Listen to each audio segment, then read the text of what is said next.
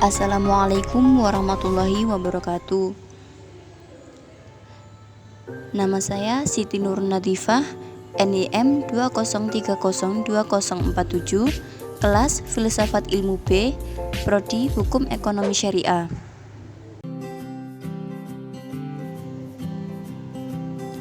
Filsafat merupakan sebuah ilmu yang membahas tentang teori-teori abstrak, membuat orang seringkali mengalami kesulitan dalam memahaminya jika hanya berdasarkan pengertian saja. Maka dari itu akan dibahas tentang ontologi, epistemologi, dan aksiologi. Mari kita bahas mengenai ontologi, epistemologi, dan aksiologi. 1. Ontologi. Pengertian: ontologi merupakan ilmu yang membahas tentang keberadaan atau merupakan sebuah ilmu yang membahas tentang hakikat dari segala sesuatu yang ada, baik itu berupa realitas fisik maupun metafisik. Ontologi juga merupakan ilmu pengetahuan yang paling universal dan paling menyeluruh. Contohnya adalah meja. Dalam ontologi, meja yaitu menggunakan realitas tentang meja. Tidak peduli berapa banyak model meja yang ada, tidak peduli berapapun ukurannya, warnanya, dan fisiknya yang berbeda. Benda tersebut tetaplah sebuah meja. Inilah yang menjadi realitas dari ide dan gambaran yang ada. 2. Epistemologi. Pengertian: epistemologi adalah nama lain dari logika material atau logika mayor yang membahas dari isi pikiran manusia, yaitu pengetahuan. Epistemologi merupakan studi tentang pengetahuan, bagaimana mengetahui benda-benda.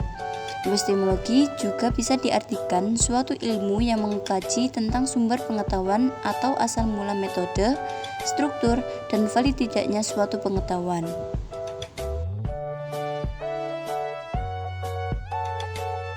Contoh epistemologi yaitu kursi. Pertanyaannya adalah, bagaimana kita bisa tahu bahwa benda tersebut adalah kursi? Dengan dan berdasarkan hal apa kita bisa memiliki pemikiran dan anggapan bahwa itu benar-benar sebuah kursi? Awal mula tentu kita memiliki pengetahuan dan menangkap keberadaan tentang kursi melalui panca indera kita. Setelah itu mulai dilakukan analisa yang dilakukan oleh akal kita. Akal kemudian mengkategorikannya menjadi sebuah ilmu pengetahuan yang membahas tentang kursi. Inilah yang menjadi praktek epistemologi dalam kehidupan sehari-hari, sama seperti benda-benda lainnya. 3. Aksiologi. Pengertian: aksiologi adalah bidang yang menyelidiki nilai-nilai atau value, atau bisa diartikan aksiologi merupakan suatu teori nilai yang berhubungan dengan kegunaan dari pengetahuan yang telah diperoleh. Aksiologi sendiri dapat diartikan sebagai sebuah ilmu yang membahas tentang hakikat, manfaat, atau kegunaan dari pengetahuan yang sudah ada. Teori aksiologi memiliki ranah diantaranya yaitu tentang etika dan estetika. Apabila kita sudah memahami dan mengetahui tentang suatu ilmu pengetahuan, kemudian dilanjutkan dengan kajian aksiologi. Aksiologi ini yang akan membahas tentang manfaat yang didapat dari ilmu pengetahuan tersebut. Apakah ilmu pengetahuan tersebut dapat memberikan manfaat atau malah sebaliknya? Jadi, jika dikaitkan dengan dua contoh sebelumnya yaitu meja dan kursi, bisa dikaitkan apakah pengetahuan tentang meja dan kursi tersebut dapat memberikan manfaat di dalam kehidupan sehari-hari kita.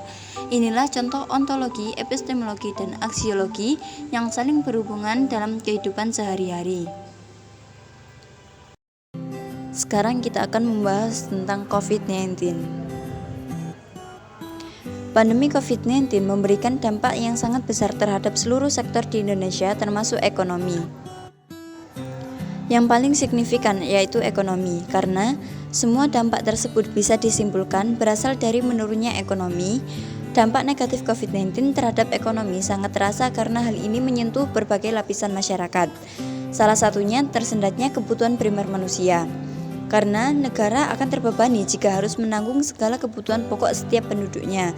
Selain itu, daya beli menurun, biaya pendidikan meningkat, dan harga barang naik, terutama masker, sanitizer, pengukur suhu, hingga obat-obatan. Dalam kondisi pandemi, seperti dampak yang sangat berpengaruh terhadap negara Indonesia adalah dampak ekonomi. Karena dengan berkembangnya virus COVID-19 di Indonesia mengakibatkan beberapa tempat di wilayah Indonesia mengalami lockdown atau pemberlakuan pembatasan kegiatan masyarakat biasa disebut dengan PPKM. Dalam hal ini, secara tidak langsung berdampak pada penurunan sosial ekonomi yang sangat terasa dan mudah sekali dilihat adalah melemahnya konsumsi rumah tangga atau melemahnya daya beli masyarakat secara luas. Hingga saat ini, masyarakat mengalami penurunan daya beli yang sangat signifikan.